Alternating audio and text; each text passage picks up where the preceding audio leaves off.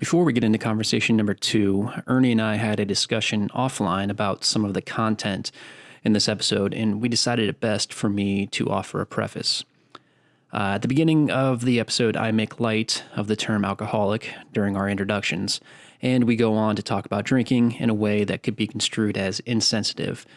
That was not our intent, and we fully commend those who have gone through the battle to overcome their own addictions and support those who are fighting.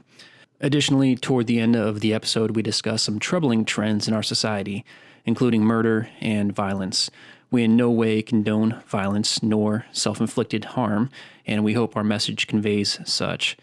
If you feel you're in a place where that is your only option, we encourage you to please seek out the support of a loved one or a professional.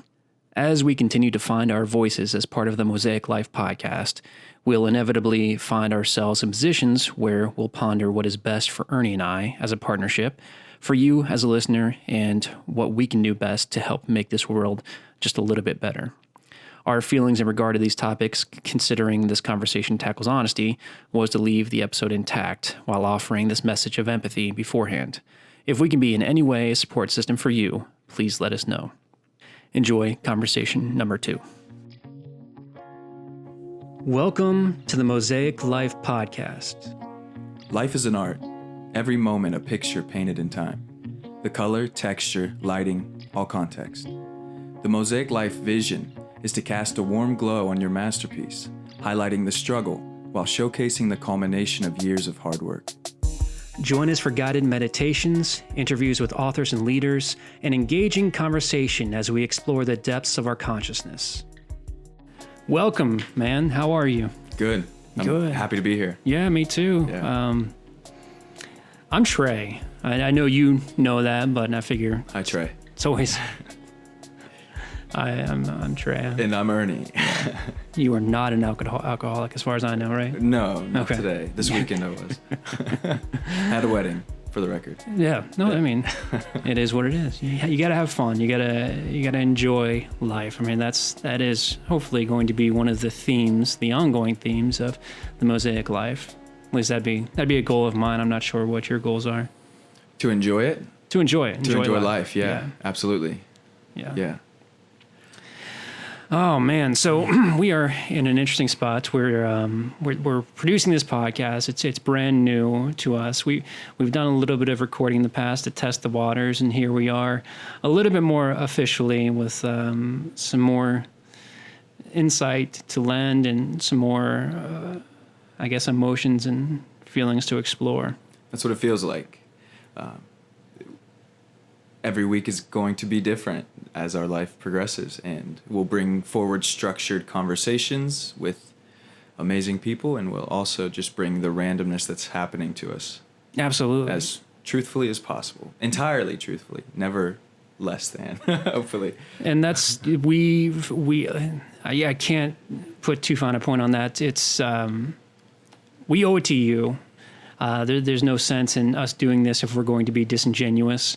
Because how can you be genuine to yourself if you can't expect us, a podcast aimed at the betterment of life and society, to be not completely honest with you? So that's what you'll get from us as often as we can. And if you feel like that's not the case, then let us know, because it's certainly worth calling us out. And it's certainly worth us calling each other out on it as well. You better be ready. Yeah, absolutely. A few things as we get started. If you are interested in reaching out to us in any way, shape, or form, I'll go into this in a moment. We will be having, as of right now, 3 different types of podcast episodes.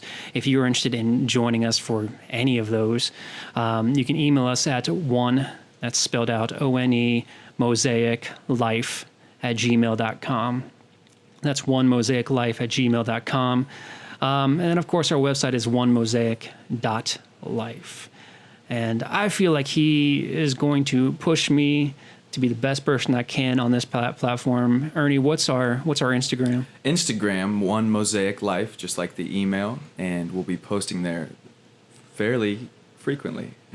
I have to get over my hurdle of social media, man. Like I feel so, this is me being genuine. I feel so silly sticking a camera in my face and talking to it. Yeah. Whereas we're just sitting in a room, talking to each other, not even looking at each other. So Yeah. And hopefully the point of what we're doing would be to distinguish what's going to be useful or poignant for people. And at those moments, we will then have the wherewithal to say, let's record this in some way and share it on our Instagram. So if you're not following, you probably won't ever get those barrels of insight in your life. So go ahead and start following.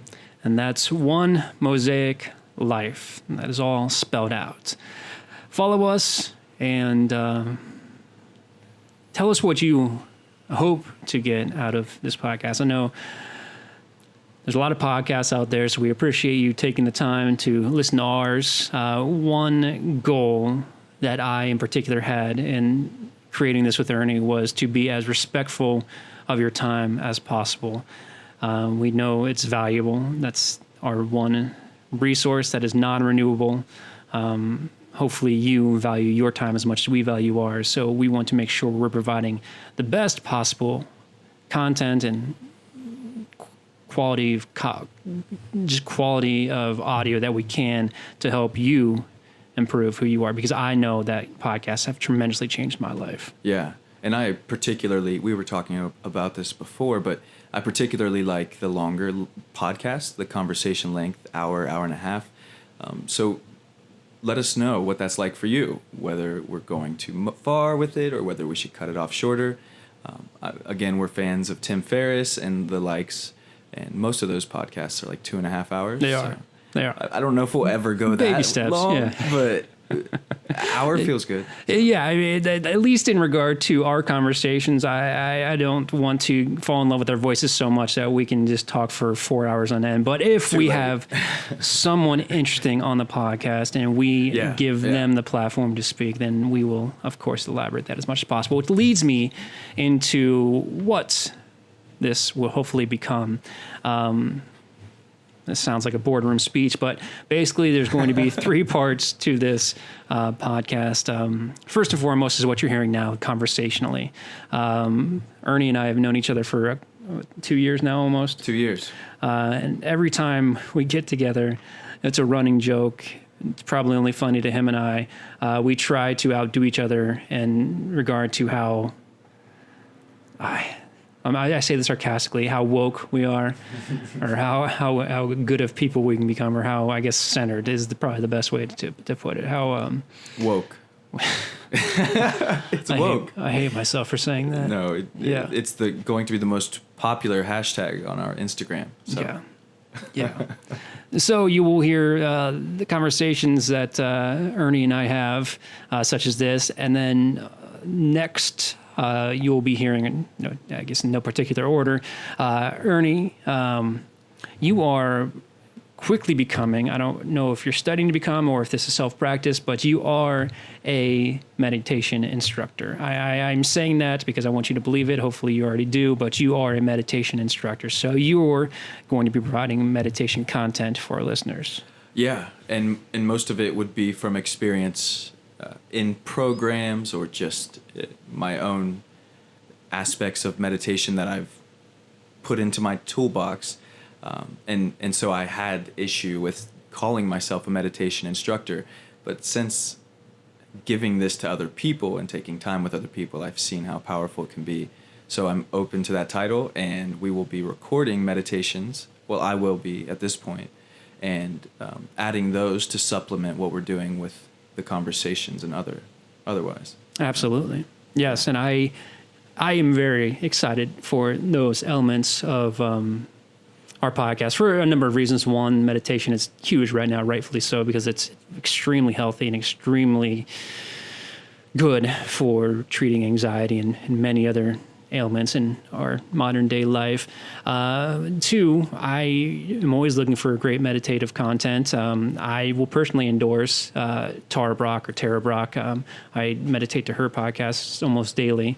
And then 3, I've already gotten wonderful feedback from some of our test listeners in regard to the meditations that you have recorded. So The beta meditations. the beta meditations. Yeah. It's weird.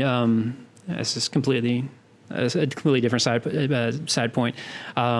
So I do a lot of rock climbing. I actually work at a rock climbing gym part-time. And so when it comes to, climbing, every route is a problem. That's what it's called. You have to find your way from the bottom to the top.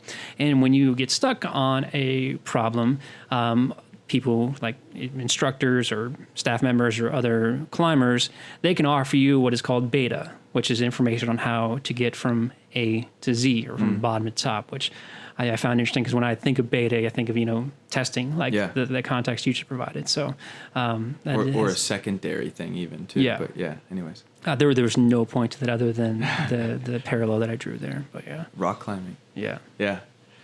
So we'll have the meditations on top of the conversations that we'll have here. And then right now, the final piece would be interviews with amazing people. Yes, I am personally most excited about. Not that I don't love our conversations. When I listen to podcasts, as you mentioned, and as you will hear many, many times, Tim Ferriss is a phenomenal interviewer. Joe Rogan, phenomenal interviewer. Even Kevin Rose, all those people out in that Bay Area, just producing some of the biggest podcasts out there. I've always envied, one, how well they interview, and two, getting to just talk with the most amazing people. So our goal is to speak with authors, with thought leaders, with entrepreneurs who, I guess the original idea of this was to speak with people who have overcome insurmountable odds in their life, who have overcome personal struggle, whether that's depression or a monetary struggle or something where they did not see light at the end of the tunnel, and yet they persisted and they fought through and, they got to where they are. So I'm thrilled to have the opportunity to speak with some of those people. And, again, onemosaiclife@gmail.com. If you know of somebody who's an author or somebody who fits, I hesitate to use the word mold, but if you know somebody who fits that description, we would love to speak with them. Yeah, absolutely. So that's where Mosaic Life podcast comes. It's a wrap. It is. See you next time. Yeah. Let's dive in. Yeah. We had a spark of inspiration this week around honesty, and it felt like a good place to bring up the philosophies that we've seen in our lives, and then how we've applied them, and what has been effective, what hasn't worked, and overall where we are with that concept. Is that a fair estimation of where we're at right now? Yes. Yeah. It is. And why don't we just, one, it's, sequential in the show notes, but two, I guess it makes sense to, you brought this to me. So what does honesty mean to you? Because there is, the dictionary definition, and there's a definition that's a little bit more abstract. And I feel like that is where we're headed. So why don't you give me an idea of what honesty means to you? What it means to be honest or dishonest or any of the gray area in between, and how it affects your psyche. And especially, it doesn't necessarily mean honesty with your wife or your friend or the cashier at the store. It's honesty to me is so internal. I can handle when somebody is dishonest with me. I'm a fairly good judge of character, and if I need to move on from that, I will. But if I'm dishonest with myself, then that is one of the biggest detriments one of the biggest disservices I can do to myself. So you tell me, what does it mean to you? Totally, yeah. So, you really nailed it in the way that you prefaced it, in my opinion. There's entirely that first level of honesty to ourselves. And then it goes into being open and honest with people. I imagine that, like me, there are people out there that hold back because they're afraid of how it might be perceived if they said what they're thinking or feeling. Or maybe they don't think they have the right to share what they're thinking for whatever reason. And the truth is, every person's piece of the puzzle is needed as we move along. And so understanding that it's our duty, it's our right and our duty to share what it is we're thinking and feeling. And then, of course, it comes back to understanding ourselves enough to know what's honestly happening with us, and then being able to put that into words for somebody. That's the Webster definition right there. He's got it memorized. You can recite it. Yes. I know you said many words, but I do want to pick out one of them because this particular word or concept can distort the truth so much. In your own mind and others' minds, it's like putting a lens between yourself and the sun. It can amplify it or it can shrink it immensely. Perception, the way we think others perceive us is so conflated compared to what their actual opinions are. And we let that dictate so many aspects of our lives. And one that I have thought immensely about, that it was a hurdle that I've ever had to overcome throughout my professional life, is, the perception of status and success. I personally have bounced around from career to career I'm 34. I've been working in the professional workplace for 10 plus years, and I've had a lot of different quote unquote careers. Always left by choice, just always getting bored. And now finally, I've been self-employed for a year now, which is thrilling. I wouldn't trade it for the world.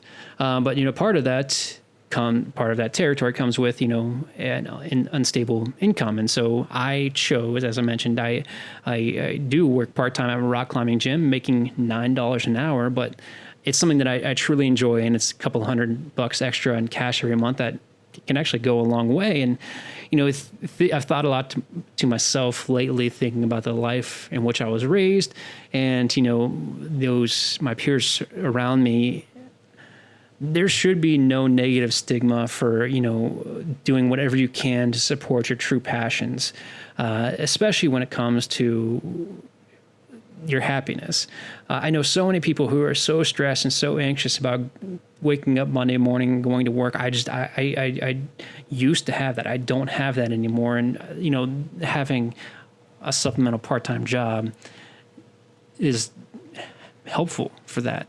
And I was always under the perception that, oh, you work at McDonald's, you must not be, all you're cracked up to be. You don't know somebody's situation. What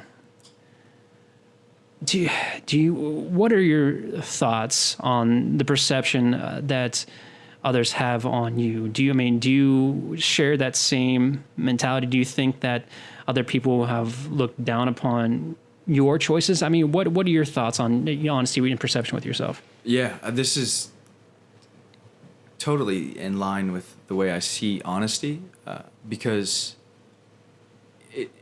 it's only the way that I perceive myself amongst other people that either allows me to put out what I'm really thinking or say the truth, or makes me want to withhold. I'm sure people look down on me for things that I've done in the past. I would imagine. It's been a long time since that. However, even if I were in this moment actively doing things that people could look down on, it wouldn't be the fact that they're looking down on me that I'm withholding, or it wouldn't be the fact that they're looking down on me in some way that is keeping me from withholding. It's my own perception of how they're seeing me that might keep me from withholding. In respect to the way that I notice when I'm sharing or not. Sure. And I guess in regard to sharing. And going back to my point, I have caught myself justifying what I do for the sake of, for lack of a better way of saying it, saving face. I will say, oh, I work, part-time at the gym. No, I'll just get a free membership, a little bit of extra cash. I work there because I actually enjoy it, and it is getting me closer to my fitness, which is important to me, to a hobby of mine, which is climbing. And then, yes, the added benefit is extra money and a free membership. But I have tried to be conscious about justification when it comes to pursuits. You feel like you justify working part-time? Yeah. I mean, that can be used in any sort of example, but I do, instead of just simply saying, oh, I own 2237 in designs, I do web design, and then I also, work part-time at my climbing gym. I say, I work part-time at my climbing gym. I just make a little bit extra cash, or I get a free membership, that sort of thing. I just writing it off as, an afterthought, as if it's not, oh, I'm not working at, JP Morgan Chase, I'm not some elite banker or lawyer. I totally, or at least I feel like I'm on the same page with you. When I first started coaching, I had trouble saying that I was a coach. I would say, oh, I'm working in this place, and then maybe like, and I'm coaching, or I'm working on becoming a coach or trying to coach, and didn't really want to share it, although I was coaching people, and it was true. There was a part of me that wouldn't let me be fully honest. And then recently, in recent years, it's switched. So I'll say that I'm a coach, and sometimes have trouble saying, and I also work a job, because I feel like there's some perception around that. And it does, at times, hold back a level of honesty. It does. And it's, it is, this case in point, it's interesting to discuss the way we see ourselves versus the way others see us, because one of my favorite things to do, I do a ton of networking, and I really enjoy doing it. I love connecting good people, and your name has come up on more than one occasion, and I always say, one of my very good friends, Ernie, he's a life coach. I would love for you to meet him. That's what you are to me. A friend first, life coach second, podcast, whatever. But that is the way I see you, and your perception of yourself, I think it reflects it, at least now. I don't remember the early stages of our friendship, but now I see that in you. And it's okay to identify as that, because it is such a major part of your life. So that's why that's why at the beginning of this, I said, you are a meditation instructor, because I know I've listened to your meditations. They are very good. I've gotten that feedback from other people. So you are a meditation instructor. The person with whom we're, not to spoil it too much, hopefully going to be hosting in-person classes with, I told her you're a meditation instructor. And that's, you are what you say you are. It's all about perception. Totally. And with the theme of honesty, it's also then important for me to notice, or for people to notice, I think, with themselves, where it's uncomfortable for them to say that. So if I'm saying I'm a meditation instructor, and it still has this gross resonance in me for some reason, then there's a level of honesty I might be missing with myself too. So as you bring that up, it's like, okay, it's actually clean today. I don't feel like I can't call myself that anymore. Whereas one point, I needed to be honest with myself and ask, okay, I can't identify as a coach, or I'm not identifying as a meditation instructor, or a good dad, whatever it might be that you are in your own life might not be allowing yourself to take on as a title. And then I can ask myself, for this particular instance, well, what would make me a meditation instructor, and what's holding me back from believing that's already true? It's a useful inquiry if we're being honest with the way we feel about how we're sharing ourselves with the world. Absolutely. And I guess I think and everything, at least in these conversations, is going to be anecdotal, at least for me.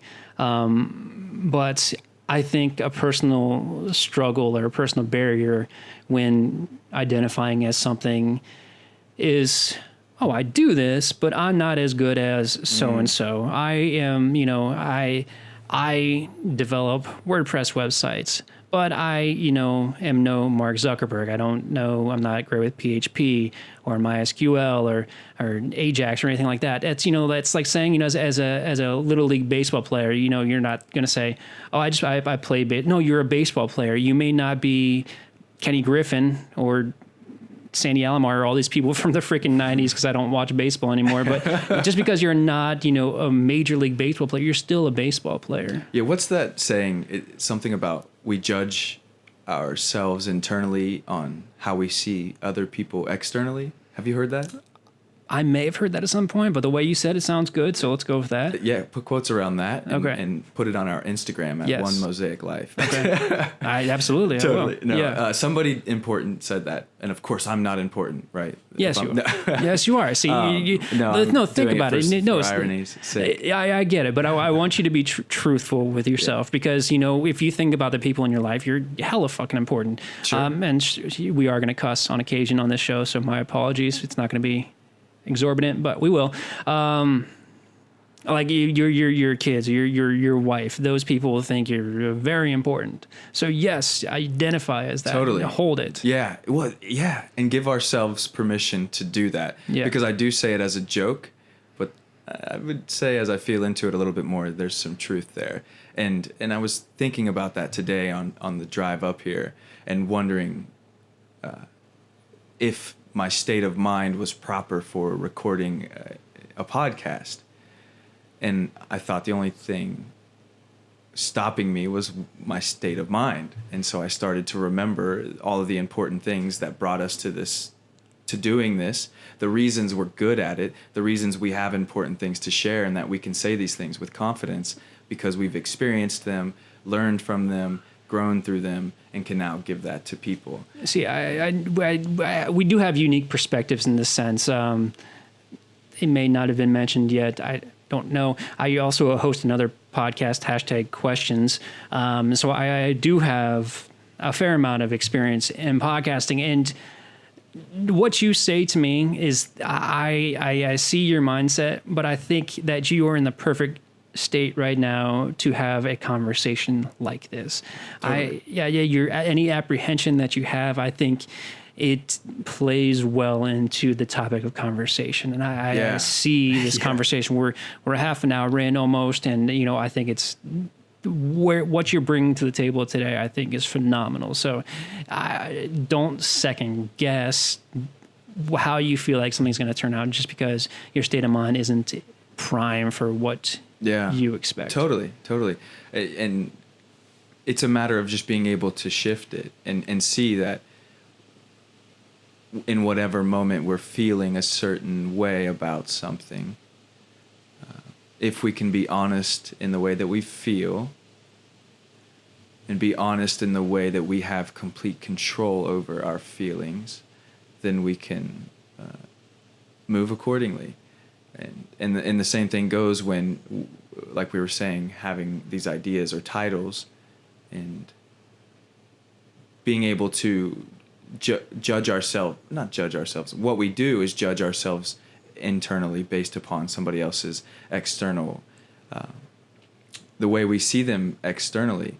If we can, I'm kind of losing my train of thought here. You're fine. Yeah. No, I'm with you. I am. Don't lie to me. I truly am. And we use external stimuli so often to shape the way shape our self-perception, to shape how we're feeling. And in this day and age, it's so horrible with social media. And it is a magical tool, as much as I may despise it. The level of connectivity in this world is phenomenal, but the negativity that is flooding from your phone to your prefrontal cortex and the way that it affects our moods is so toxic. You really, really have to, what I really want to become a major theme of this is you have to gain that level of self-understanding and self-awareness where you can say, okay, here's how I'm feeling right now. I'm feeling anxious. Why? Do I have anything to be anxious about? Is something late at work? Did something get messed up? Is one of my friends having a rough time? No. Okay, so why am I anxious? I shouldn't be. I have no reason to be. And if you can identify those things in your life, those external stimuli that are causing both negativity and positivity, you can shape your days in a way that just breeds happiness and contentment and provides you with continual serotonin, and not rely on those dopamine hits from, scrolling through Facebook or Instagram and seeing all those hearts and thumbs up and likes and all that stupid crap, because that is pointless. That is meaningless in the grand scheme. So I know that was a long diatribe about what I think you were saying, but the point being that the external stimuli has such an effect on us and how we perceive the world. And you really have to be able to be self-aware and to mitigate the things that are coming in. Totally. Yeah. And so on another line of honesty, we could talk a little bit about being honest with other people. Yes, and absolutely. Where that starts and ends. Yeah, and I'm interested to hear your perspective, because it's always fascinating, especially because I mean this with all the love in the world. You are a family man, and your level of honesty and perceived and expected honesty is put way up on a pedestal, and so I want to know how that affects your relationship with those people who are in your life every single day. It's funny because I changed the topic from being honest with myself or with ourselves to being honest with other people. And as I think to answer this question, it comes back to being honest with myself. It does. It absolutely 100% does. Because again, it's all about perception. We are putting ourselves in a platform where other people will inevitably hear us. And so you are trying to shape the way in which they perceive you or they see you. So I want to know, I want to hold you to the elements that you described. I want to know, how does, as a member of a young family, how does honesty play a role in that life? Yeah. And what I mean specifically is when I'm interacting with my family, and there are different levels of how the honesty is stated with my wife, who's in her mid-20s, versus my children who are 2 and 4. And there's a different level of tact, I believe, with a young child that is required in certain levels of honesty. But overall, what I mean to say is that there's no way that I'm honest with them if I'm not first honest with myself. Because, and a practical example of this would be if my wife and I are in disagreement, or I perceive a disagreement that we're having, or I'm unhappy with something, I have to be honest with myself. And I've noticed this in the past few years, that if there's a friction between my wife and I, and maybe I even have a tendency to blame that friction on her, what I found is, if I'm honest, that the friction is rooted somewhere in my own integrity, that I'm projecting, as it's a popular word, but it's so true, projecting my friction into our relationship, and then finding ways that I perceive my own unhappiness based upon the way I think things should be. So the point being is, I need to check in with myself when I'm experiencing these challenging moments as a father or as a husband, and check every corner of what I'm doing in my life and how I'm showing up before I can go in and say, okay, there's something we have to talk about, and this is what it looks like, so that I can be clear on that. Does that make sense? It does make sense. It does make sense. And I want to reiterate it in a sense that to make sure that I understand it. So what you're saying is that you feel like in order to be honest with your wife or significant other, you first need to be honest with yourself. So you are lubricating any potential friction that could come about, through arguments or whatnot. Because if you are not honest with yourself first, then you can essentially put up a wall, put up a barrier. You can cause more problems with any problems that already potentially exist, just because you're not being truthful with your feelings. Is that correct? Yeah, Okay. basically, I have to know the problem to present the problem, and if I haven't been honest with myself, taking an inventory of where I'm showing up and not showing up, then I'm projecting something. In most cases, I would believe. In a real life example, say, I don't know, and I'm not saying I've met your wife, she's a very nice woman. I'm not saying she would do this, but let's just say she didn't close a drawer and you ran into it and you get pissed off. But there's something else that has been kind of culminating within yourself.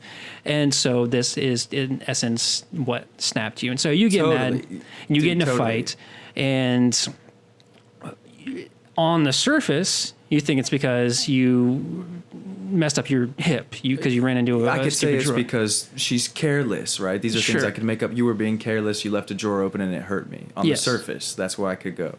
Yeah. But, it could be something that's been ruminating for the last couple of months that you haven't had the courage or the awareness, or you haven't given it enough reflection to bring up, or just in essence, you haven't wanted to cause a fight. Maybe. So it might not even be about us. It could be about the fact that I just came from the kitchen and ate 3 donuts. Sure. And then ran into the drawer, and I was so angry with myself about eating donuts that it just so happened came out in that way. And I think this is the root of all of our anger in general. We might not do that in this podcast, but there's an awareness required to be honest, and there are times where these things need to be talked about. There are things that need to be talked about. If it's a drawer and a hip, maybe not. Maybe not. But if there are things that are detrimental to our well-being, to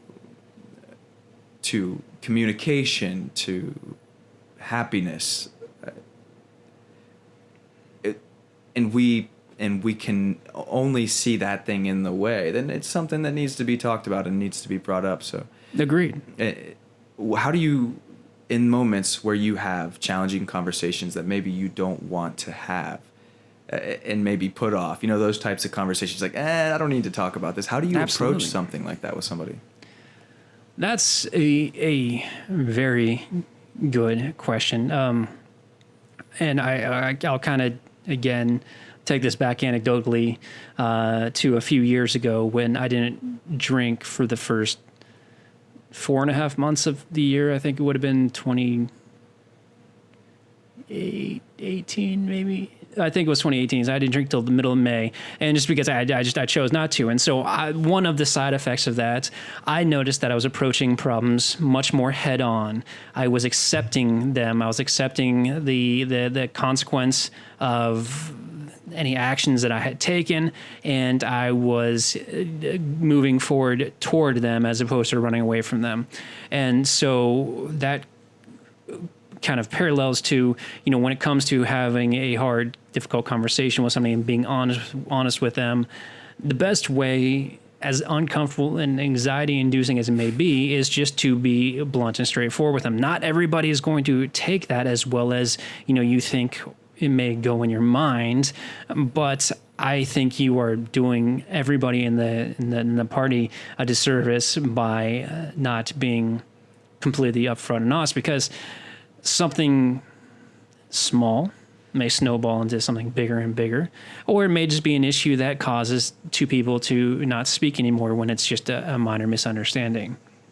So do you, in a conversation like that, do you have some sort of preface, like, hey, I've been thinking about something, and I think we need to talk, or I do. Yeah, Unfortunately, you have to, and I think a lot of it is ego. People are so attached to their egos, and they don't realize it. I'm not included in that, but I'm sure I will name drop many a book on this show, but I've told you, Ernie, this many times. The most influential book that I have ever read was Ego is the Enemy by Ryan Holiday. It helped me to realize, how much of at times, negative influence my ego has had on me. And so I will typically ask myself prior to any minor to major life decision, what is motivating this? Is it ego, or is it something that, will truly be beneficial to the person to whom I'm speaking? And so, yes, I think you do need a preface any tough conversation with somebody, at least somebody you care about, by saying, hey, listen, there's something we need to talk about, or there's, I forget who said it. I had it written down somewhere. I guess a feedback sandwich, where you go positive feedback, negative feedback, positive feedback. I mean, you can, correlate that any way. It doesn't have to be feedback and just be, hey, Ernie, your beard's looking nice today, man. By the way. And then, say, you had a great drive on hole number 6 or something like that. Yeah, I think I agree. I also think it's important to preface it. It could take somebody totally off guard just walking up and saying, I can't believe you said this the other day. Whereas we can bring presence to a person. If we have to say something to somebody that's bothering us, we have to take care in the fact that it's bothering us, and bringing a person to preparation for that. And it's never been more important in today's day and age. Yes, I do think that egos are fragile, and hurting one can cause irreparable damage. But on top of that, when you go straight at somebody with negativity, that will put them on defense, which is the world in which we've been living.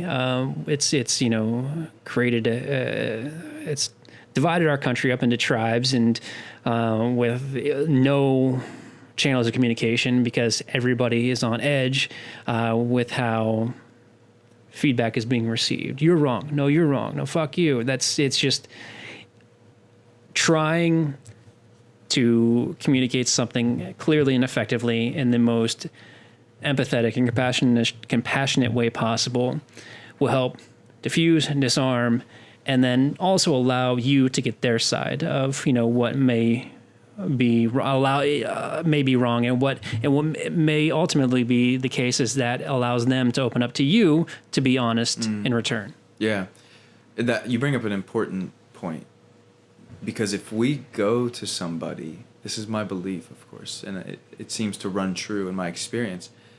If we go to somebody with truth, but we're not ready to hear, then we're wasting our time. Sure. And I've seen so many arguments escalate because people aren't listening. I might go, or somebody might go and say something to somebody, and then it's either that person hearing it is on guard now, and they're defending themselves in some way, and then the other person, or they say what they mean, they hear that person, they say what they mean, and then the other person goes on guard and defends themselves. And I think the point you bring up with ego totally hits right here, because if you're not ready to drop your ego, but you're going to tell somebody something that's on your mind, you're not prepared to have that conversation. I completely agree with you. I was going to say something else. Now I can't remember what it was. Along the same lines of honesty, being able to listen and be present. Thank you. That's exactly what I was going to say. Most people nowadays, of course, I feel like I was just in that circumstance, as they are having a conversation, rarely is somebody listening to understand and perceive the person's position. They are 9 times out of 10, and I am just as guilty of this. They are preparing their argument, their statement, what they are going to say in return, regardless of what the other person is saying, which, again, has gotten us into the situation in which we're in.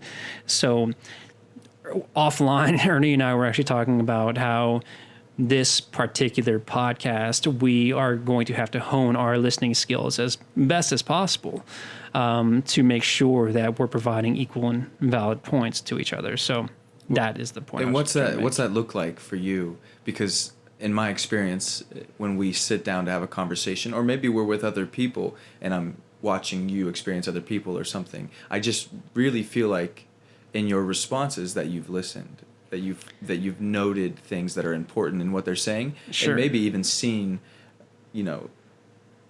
deeper into what they're saying rather than the words or the context that they're giving. So what does that look like for you to listen to somebody? First of all, I really appreciate you saying that. It is something that I have tried to work on. This right here, it's a unique perspective because while I am trying to listen, interpret, and empathize with what you're saying, I'm also looking at one screen to make sure that the levels are right. I'm looking at the other screen to check our notes. But I guess in a general sense... And doing a Rubik's Cube. And doing a Rubik's Cube with a blindfold on. Yeah. In a general sense, I honestly think the practice of meditation helps tremendously. I guess I can't understate that. Through the process of meditation, I have to imagine as we grow our audience, the majority of which are going to be meditators. If you're not, hopefully we can help you become one. But through the process of meditation, you are going to cycle your mind over and over and over again. You will concentrate on your breath, and then you're going to be thinking about sex. You're going to cycle your breath, and then you're going to be thinking about what you're going to have for dinner. And that is perfectly fine. Everybody I talk to who is not a meditator says, I can't concentrate that long. Neither can I. Neither can I. Neither can half the people who are expert meditators. That is the point of meditation, is being mindful about what is going on in your mind and realizing when you're not paying attention to what you should be. So if I'm meditating and I'm not focusing on my breath, if I'm focusing on a website that I need to design, there's a trigger in my mind, and this has happened through repetition and reps and exercise and whatever you want to call it. There's a trigger in my mind that says, hey, Trey, listen, you should be meditating right now. We can think about work later. And that's something that is a skill that grows as you meditate. And it's translated into conversations you have. If I'm talking with you, Ernie, and I start thinking about a pretty girl who walked by, I will stop. I will think, I'm not listening to Ernie right now. I need to go back to that. It is something like everything else that takes practice. If you find yourself not truly dedicating your time and energy to somebody you're conversating with, think about it, practice it, and you can get better at it, because I used to be horrible at it. So I guess out in the open, that is what that looks like for me. Yeah, I love that, because when I hear meditation, I think about self-honesty. We brought that up earlier, and then that reflex of coming back to being present with whatever's actually happening right now.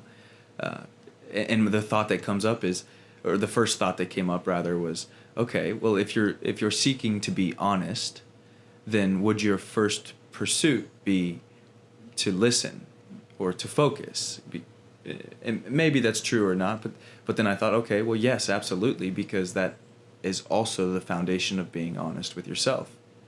And sitting in meditation gives you both of those things. You get to see what thoughts are driving you, and whether they're true or not, which most of them probably aren't true. You get to see those things, and then also channel that reflex of coming back to being present. And both of those things they seem crucial in being honest. Yes, they absolutely they really are. I really feel like everything that we've discussed so far, I mean, it's just, they all tie into one another so well. I mean, everything from, I've never really realized this, so I appreciate you bringing these thoughtful questions to us today. But honesty, especially honesty within one's own self, is the foundation for how we shape our everyday lives. Through meditation, through conversation, through family relationships, it really is. Now, I do want to circle back real quick in regard to family honesty, because you said something that I would like you to elaborate on just a little bit, because, you said your kids are 2 and 4. 2 and 4.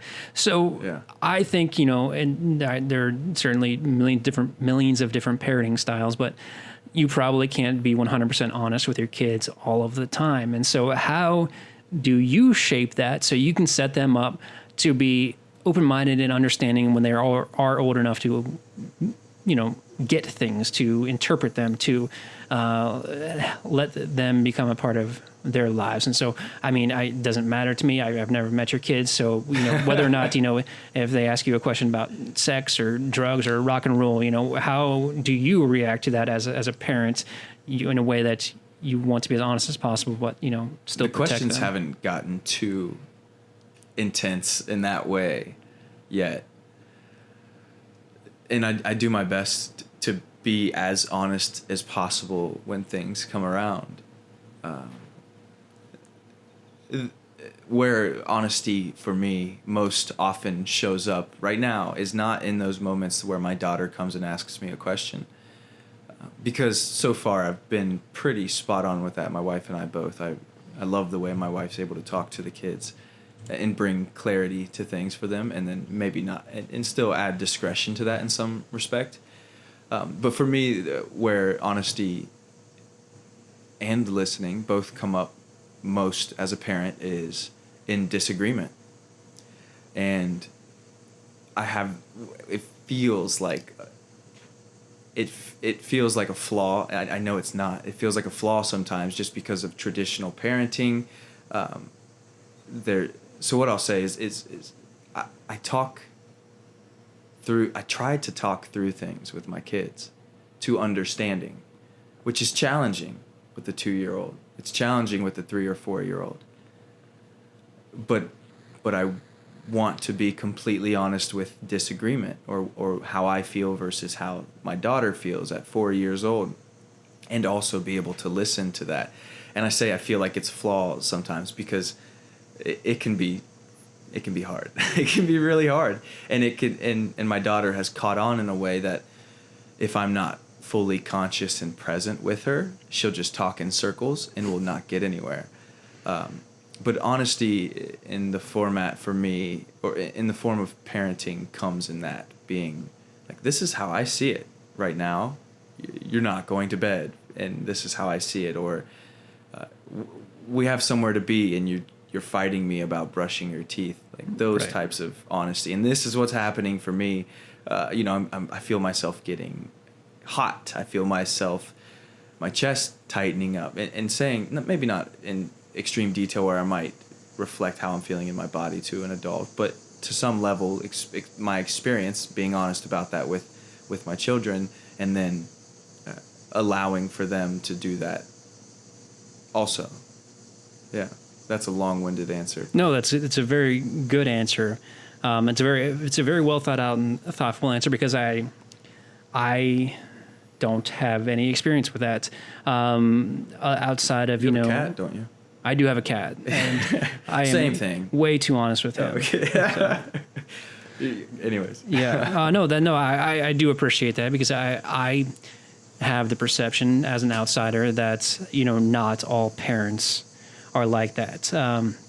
One personal, I don't even know if I want to call it a vendetta, because I'm not doing much about it, but one personal complaint about the world and society to me is how romanticized violence has become. I feel like the old man who's yelling at kids, video games are the worst thing in the world, they're causing all these shootings, but just we glorify violence so much in the society, and music, video games, there's certainly not the cause nor the sole cause or what have you. The point being that is romanticized, whereas sex and love and kindness are so taboo, where I feel like it should be the opposite. And the point that I'm trying to make is that when it comes to raising kids and family, if you see, I don't know, the Terminator on television, you'll sit down and watch it with your kid. But you see, somebody take their shirt off or kiss or something like that. Not that they should be watching porn at that young of an age, but that is so censored from our youth that we should have at least a firm understanding that love is grand, love is fantastic, and sex in your body are such a natural part of growing up. I don't know. That's, again, I don't want to call it a vendetta. It's just something that I was turned on to actually through somebody on some other podcast, and I'm like, damn, that's absolutely right. Some countries put uncensored photos in their newspapers, and it's totally different for us. I don't remember what countries in particular or country, but they'll have nude women in their newspaper. It's just a common thing. They don't put this. And I'm sure it's not sexualized either. It's just this is who a woman is, or what a woman can be, or a man, or sure. what have you. Yeah. And I do know, I have paid attention to the advertising industry for quite a while, being in that space, and Europe, the European nations, they have much more lax, I guess, regulations when it comes to the content of advertisements. I think for a very good reason. They are creative and they're fun and they're dirty is not the word that I want to convey. That has a negative connotation, but they are Dirty much more open and Europeans. free. Yeah. But yes, so that I guess I only brought that up because we as a nation have.